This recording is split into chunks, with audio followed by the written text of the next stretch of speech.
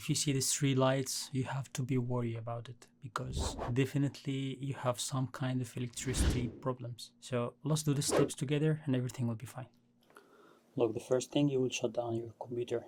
The second thing is, make sure that you disconnect all the cables from behind the electricity, and then you will turn off also the power supply from the back button. After you make sure that all is okay, then we have to remove all the remaining electricity inside the capacitor. So you just keep pressing for like 10 seconds. You could see some lights flashing because there's still some electricity, but then it will be okay. Then connect everything. Let's connect the cables. After you connect all the cables, let's try to turn it on. And voila. Okay, now the lights goes back to normal. This is how it should be.